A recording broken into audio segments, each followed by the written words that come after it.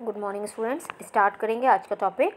और आज का टॉपिक है हमारा इम्पॉर्टेंट क्वेश्चंस नीट के, जो अभी नीट में आए हैं। AIPMT पहले था, AIPMT में आए हैं, यानी या ये सारे क्वेश्चंस वो इम्पॉर्टेंट क्वेश्चंस हैं जो आपके कॉम्पिटिटिव एग्ज़ाम में आए हुए हैं और अभी भी आ सकते हैं। सो ये सारे इम्पॉर्टेंट क्वेश्चंस कौन से चैप्टर से हैं? ये है फोटोसिंथेसिस इन हायर प्लांट्स, यानी प्लांट फिजियोलॉजी से। तो ये बहुत इंपॉर्टेंट टॉपिक है। तो पहले आप चैप्टर पढ़िए और उसके बाद जितने भी ये इंपॉर्टेंट क्वेश्चन हैं इनको कर लीजिए। कोई ना कोई क्वेश्चन इनमें से ज़रूर आपके कॉम्पिटिटिव एग्ज़ाम में इनमें से ही क्वेश्चन आने वाले हैं, क्योंकि ये सारे इंपॉर्टेंट क्वेश्चन हैं। तो स्टार्ट करते हैं हम। पहला क्वेश्चन, फर्स्ट क्वेश्चन है phosphoenol pyruvate. Phosphoenol pyruvate is the primary carbon dioxide acceptor.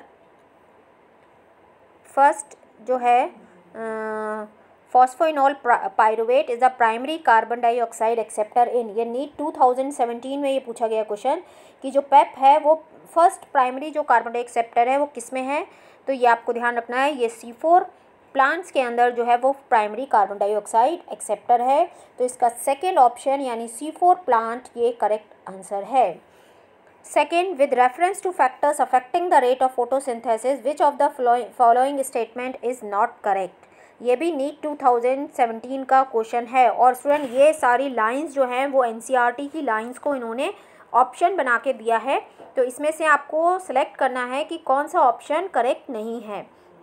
तो first question, light saturation for carbon dioxide fixation occurs at 10% of full sunlight, ठीक है ये। Second, increasing atmospheric carbon dioxide concentration up to 0.05% can enhance carbon dioxide fixation rate, ये भी correct है। ये आपका NCERT का ही है, एज इट इज़ वहाँ पर ये पैराग्राफ है, आप उसको देख सकते हैं। Third, C3 plant respond to higher temperature, ये ऑप्शन इसका गलत है, क्योंकि C3 प्लांट जो हैं वो लोअर टेम्परेचर पर वर्क करते हैं, जबकि C4 प्लांट जो हैं वो हायर टेम्परेचर पर करते हैं। सो नेक्स्ट ऑप्शन भी हम देख लेते हैं। C3 plant respond to higher temperature with enhance photosynthesis with while C4 plants have much lower temperature optimum. So ये गलत है, यहाँ पर ये उल्टा है, क्योंकि C4 प्लांट जो है वो हायर टेम्परेचर पर करते हैं और C3 प्लांट थोड़े उनसे लोअर टेम्परेचर पर। Fourth, tomato is a greenhouse crop which can be grown in carbon dioxide and rich atmosphere for higher heat. तो टोमेटो और बेल पेपर ये दो जो है वो ग्रीन हाउस क्रॉप हैं जो carbon dioxide and rich atmosphere पर ग्रोन की जाती हैं हाई यील्ड के लिए। तो यहाँ पर ये तीनों फर्स्ट, सेकेंड और फोर्थ ऑप्शन जो है वो करेक्ट है, जबकि थर्ड ऑप्शन गलत है। तो इसका आंसर आ जाएगा थर्ड, इन्होंने रॉन्ग स्टेटमेंट पूछा था। नेक्स्ट क्वेश्चन की तरफ बढ़ते हैं स्टूडेंट। ये पूरा NCERT का पैराग्राफ है, तो आपको NCERT पूरा ध्यान से पढ़ना है। Third question, the process which makes major differences between C3 and C4 plants. C3 and C4 plant, ये क्वेश्चन भी नीट 2016 का है, फेज़ 2 का। 2 बार एग्जाम हुए थे उसमें, फेज़ 1 एंड फेज़ 2। तो फेज़ 2 का क्वेश्चन है ये कि इसमें दोनों में क्या डिफरेंसेस हैं।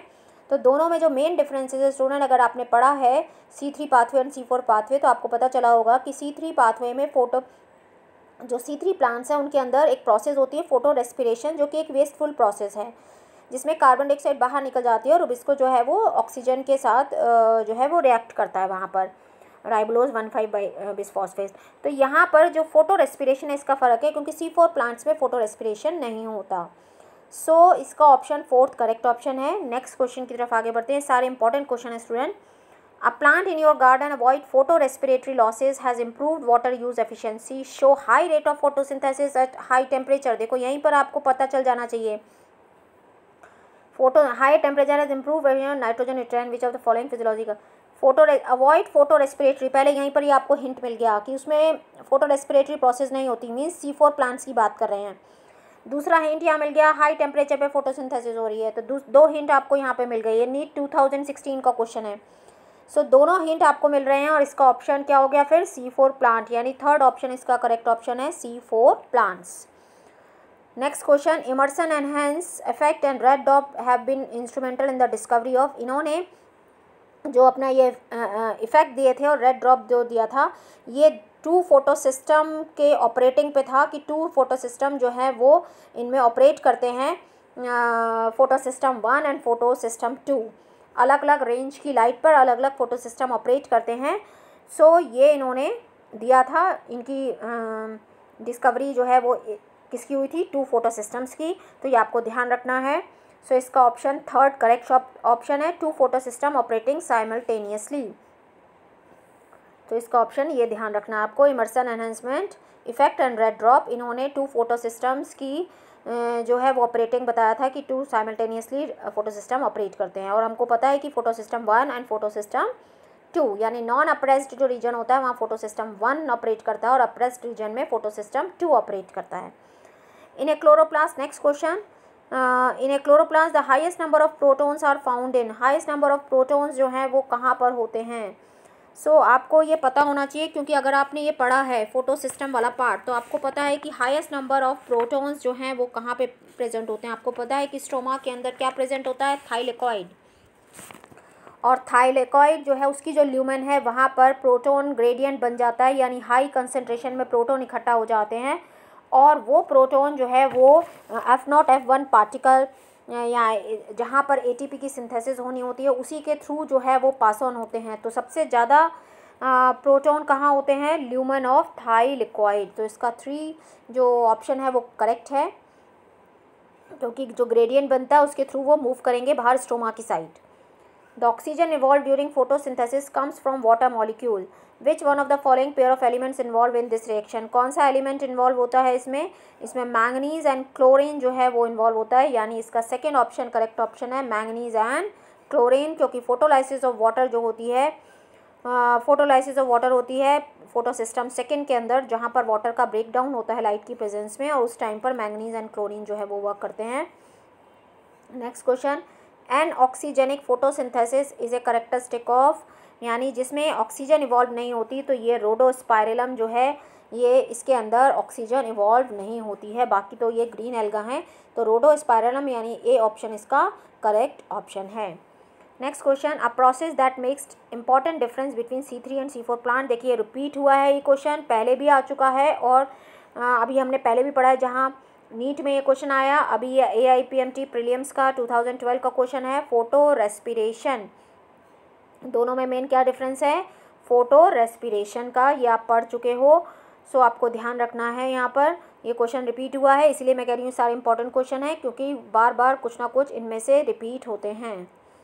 Next question, the correct sequence of the cell organelle during photorespiration, photorespiration में कौन कौन से ऑर्गेनल्स जो हैं वो इन्वॉल्व होते हैं, तो आपको ध्यान रखना है उसमें क्लोरोप्लास्ट, माइटोकॉन्ड्रिया एंड पेरोक्सिसोम, ये 3 ऑर्गेनल हैं जो फोटो रेस्पिरेटरी प्रोसेस में इन्वॉल्व होते हैं, क्लोरोप्लास्ट, पेरोक्सिसोम एंड माइटोकॉन्ड्रिया। तो CPM से आप उसको याद कर सकते हैं, chloroplast, peroxisome, mitochondria. Next question, Kranz anatomy, the bundle sheath cells have, in Kranz anatomy bundle sheath cells है, बंडल शीथ सेल में क्या होता है, क्रैन्स एनाटमी होती है जो C4 प्लांट्स के अंदर होती है, जहाँ पर वो एक रिथ की तरह की स्ट्रक्चर बनाते हैं, और इसमें 2 तरह के क्लोरोप्लास्ट होते हैं, ग्रेनल एंड एग्रेनल, आपको ध्यान रखना है C4 प्लांट्स में, इस पर भी क्वेश्चन पूछा जा सकता है। सो ये थिक वॉल होते हैं, no intercellular space and large number of chloroplast इसमें प्रेजेंट होता है, तो ये इसके करेक्टरिस्टिक फीचर हैं कि थिक वॉल होती है, थिक वॉल होती है, कोई इंटरसेलुलर स्पेस नहीं होता, और लार्ज नंबर में क्लोरोप्लास्ट प्रेजेंट होते हैं, तो इसका 4th ऑप्शन करेक्ट ऑप्शन है। नेक्स्ट क्वेश्चन की तरफ आगे बढ़ते हैं, CAM help the plant in, जो कैम है उसमें क्या होता है, क्योंकि वो दिन के टाइम पर स्टोमेटल पोर को बंद कर देते हैं, यानी वाटर कंजर्वेशन का काम करते हैं वो, तो इसमें से सेकंड ऑप्शन में रिप्रोडक्शन में हेल्प नहीं करते, सेकेंडरी ग्रोथ में नहीं करते, डिसीज रेजिस्टेंट नहीं है, बट वाटर को कंजर्व करने का, क्योंकि स्टोमेटा पोर बंद कर दिया है तो वाटर कंजर्वेशन में हेल्प करेंगे। तो 12th का सेकेंड जो ऑप्शन है कंजर्विंग वाटर, वो करेक्ट आंसर है, तो इसको हम टिक कर देते हैं। Next question, PGA as the first carbon dioxide fixation product was discovered in photosynthesis of alga, सबसे पहले एल्गा के अंदर इसको देखा गया था, तो PGA जो है वो कि कार्बन डाइऑक्साइड फिक्सेशन में वर्क कर रहा है, तो इसको एल्गा के अंदर डिस्कवर किया गया था। नेक्स्ट क्वेश्चन की तरफ आगे बढ़ते हैं, C4 plants are more efficient photosynthesis than C3, क्योंकि इसके अंदर large number of chloroplast present होते हैं, इसलिए C4 प्लांट जो है वो ज़्यादा फोटोसिंथेसिस की प्रोसेस जो है वो करते हैं एफिशिएंट। तो लार्जर नंबर ऑफ देखते हैं हम इसमें कहा है presence of large number of chloroplast in the leaf cell, यानी इसका थर्ड ऑप्शन जो है वो करेक्ट ऑप्शन है, presence of large number of chloroplast. Next question, read the following 4 statement A, B, C and D and select the right option having both correct statements। तो हम statement देखते हैं कि जो 4 स्टेटमेंट हैं उनमें से कौन सी 2 करेक्ट स्टेटमेंट्स हैं। First, a Z scheme of light reaction takes place in presence of PS1 only। Z scheme PS1 में नहीं होती है, PS2 के अंदर होती है, तो ये रॉन्ग है। Only PS1 is functional in cyclic photophosphoration, ये सही है। Cyclic photophosphorylation result in synthesis of ATP and NADPH, ये गलत है क्योंकि खाली ATP बनता है, NADPH नहीं बनता साइक्लिक में। Stroma lamellae lack PS second as well as NADP। तो उन्होंने पूछा है कि right option having both correct statement, तो कौन सी करेक्ट स्टेटमेंट हैं ये हमें देखनी है। तो यहाँ पर एक तो ये सेकेंड वाली जो है वो करेक्ट है, PS1 is functional in cyclic photophosphorylation, तो ये सेकेंड ऑप्शन करेक्ट है। इसके अलावा स्ट्रोमा लैमेली के अंदर PS सेकेंड नहीं होता है, PS1 होता है, इसलिए ये भी जो है वो करेक्ट है। तो B एंड D ऑप्शन इसके करेक्ट हैं। तो हम इसमें देख लेते हैं कौन से हैं।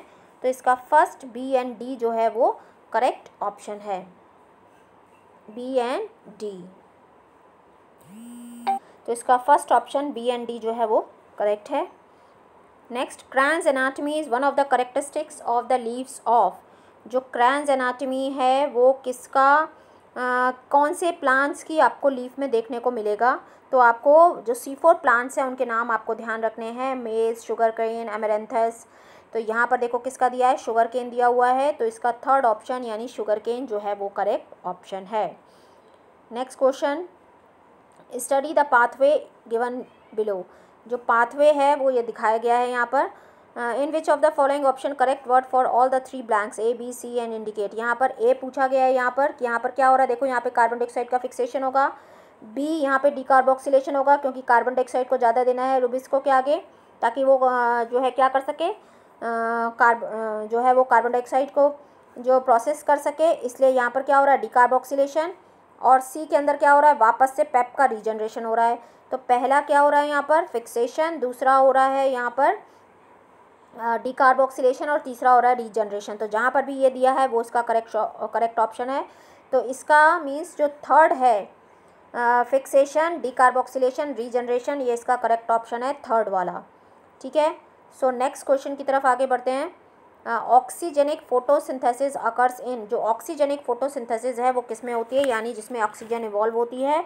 तो ऑसिलेटोरिया जो है वो जिसके अंदर जो फर्स्ट ऑप्शन है इसका, जो जिसके अंदर जो ऑक्सीजन इवॉल्व होती है, तो ये इसका फर्स्ट ऑप्शन करेक्ट ऑप्शन है, ऑसिलेटोरिया। जो ब्लू ग्रीन एल्गा है। Cyclic photophosphorylation result in the formation of. Cyclic photophosphorylation में क्या बनता है, सिर्फ ATP बनता है, ना NADPH बनता है, ना ऑक्सीजन इवॉल्व होती है। तो आपको ये बात ध्यान रखनी है, यहाँ पर सिर्फ ATP निकलता है। तो इसका थर्ड ऑप्शन करेक्ट ऑप्शन है। Stroma in the chloroplast of higher plants contain.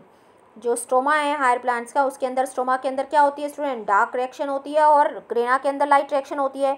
तो डार्क रिएक्शन के सारे एंजाइम्स यहाँ पर प्रेजेंट होंगे, सो उसको हम बोलते हैं light independent reaction and enzymes. So यानी फोर्थ ऑप्शन इसका करेक्ट ऑप्शन है, जहाँ पर लाइट इंडिपेंडेंट रिएक्शन जो होती है वो उसके एंजाइम्स प्रेजेंट हैं।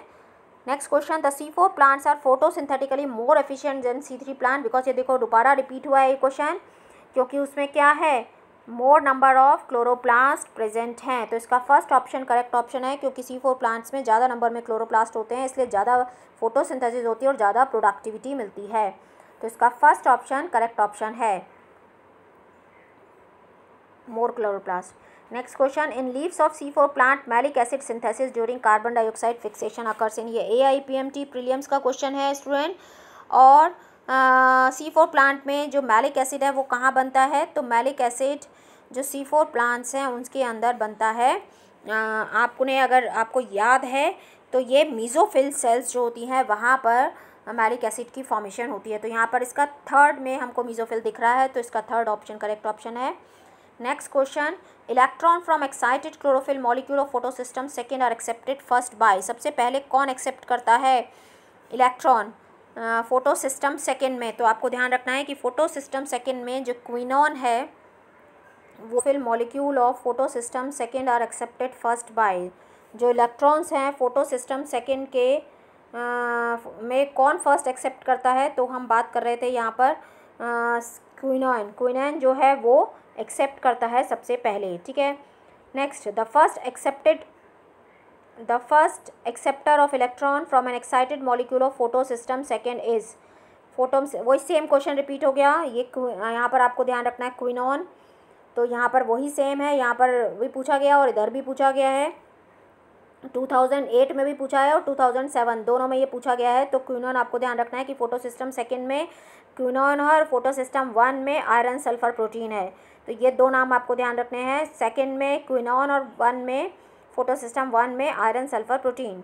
तो नेक्स्ट क्वेश्चन 25th क्वेश्चन पे हम चलते हैं। In the leaves of C4 plants malic acid formation during carbon dioxide fixation occurs in the cells of. देखिए वो वापस से एक क्वेश्चन रिपीट हुआ है। ये जो क्वेश्चन है ये भी AIPMT का क्वेश्चन है 2007 का, और मीज़ोफिल सेल में अभी हमने पढ़ा है मीज़ोफिल सेल के अंदर होता है। तो ये क्वेश्चन वापस से रिपीट हुआ है मीज़ोफिल सेल्स के अंदर। इसका सेकेंड ऑप्शन करेक्ट है। In photosystem first the first electron acceptor is, वही आ गया आयरन सल्फर प्रोटीन, ये भी रिपीट हुआ है। इसलिए ये इंपॉर्टेंट क्वेश्चंस हैं जो बार बार रिपीट हो रहे हैं, इसलिए आपको ध्यान रखना है। Next question, during photorespiration the oxygen consuming reaction occur in. ये देखो जो फोटो रेस्पिरेशन है उसमें ऑक्सीजन कंज्यूमिंग रिएक्शन कहाँ होती है? ऑक्सीजन कंज्यूमिंग जो रिएक्शन है वो होती है स्ट्रोमा ऑफ क्लोरोप्लास्ट एंड पेरोक्सीसोम्स। तो इसका सेकेंड ऑप्शन करेक्ट ऑप्शन है stroma of chloroplast and peroxisome. तो ये ध्यान रखना है आपको, स्ट्रोमा ऑफ क्लोरोप्लास्ट एंड पेरोक्सीसोम्स में ये मतलब NCERT में नहीं है, बट आप इसको ध्यान रख लीजिए कि क्लोरोप्लास्ट और पेरोक्सीसोम्स के अंदर ऑक्सीजन कंज्यूमिंग एक्टिविटी होती है। 3 ऑर्गेनल हमने पढ़े थे कि 3 जो हैं उसमें पार्टिसिपेट करते हैं। CPM मैंने आपको बोला भी था, क्लोरोप्लास्ट, पेरोक्सीसोम एंड माइटोकॉन्ड्रिया। तो 3 चीज़ें आपको ध्यान रखनी है यहाँ पर। Chloroplast, mitochondria and peroxisome. तो यहाँ पर कंज्यूमिंग जो प्रोसेस है वो माइटोकॉन्ड्रिया में नहीं है, किसमें है? Chloroplast and पेरोक्सीसोम्स। Next, photosynthesis in C4 plants is relatively less limited by atmospheric carbon dioxide level because, क्यों होती है? 4 कार्बन एसिड्स आर प्राइमरी, इसमें पूछ रहा है कि photosynthesis in C4 plant is relatively less limited by atmospheric carbon dioxide level because 4 carbon acids are the primary initial carbon dioxide fixation. The primary fixation of carbon dioxide is mediated by PEP carboxylase. जो primary क्योंकि यहाँ पर जो first carbon dioxide acceptor है वो है PEP carboxylase. तो यहाँ का इसका सेकेंड जो आंसर है वो करेक्ट है, जो is mediate via PEP carboxylase. तो ये इसका सेकेंड ऑप्शन करेक्ट ऑप्शन है।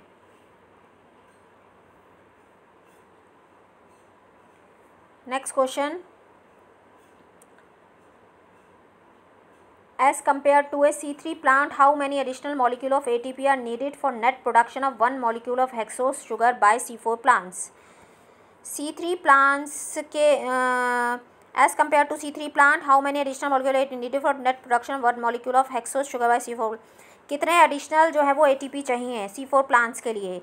सो यहाँ पर 12 एडिशनल चाहिए, क्योंकि एक कार्बन डाइऑक्साइड फिक्सेशन के लिए C3 प्लांट में 3 ATP लगते हैं। तो इसके अलावा 2 और लगते हैं C4 प्लांट में, यानी 3 तो वही लगेंगे क्योंकि C4 में C3 भी रिपीट होता है। तो C3 में आ गए 3 और 2 लगते हैं C4 में, तो टोटल हो गए 5। ठीक है, टोटल होते हैं 5, यानी टोटल अगर हम देखेंगे तो 30 ATP यूज़ होते हैं, बट एडिशनल अगर हम देखें तो 2 हो रहे हैं। तो 6 बार एक राउंड चलता है कार्बन डाइऑक्साइड फिक्सेशन के लिए, 6 राउंड चलते हैं, तो 12 ATP। सो 12 ATP जो है वो एडिशनल लगते हैं। इसका फोर्थ ऑप्शन करेक्ट है। Next question, photosynthetic active radiation has the following range of wavelengths. कौन कौन सी हैं? 400 to 900, 450 to 950 nm, 3। तो 400 to 700 सबको पता है, जो विजिबल वेवलेंथ है वो 400 to 700 नैनोमीटर की है।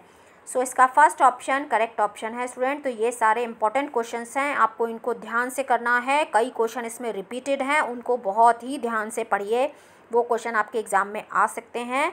कोई डाउट है तो आप मेरे से पूछ सकते हैं। So thank you, thanks for watching, please like, subscribe and share.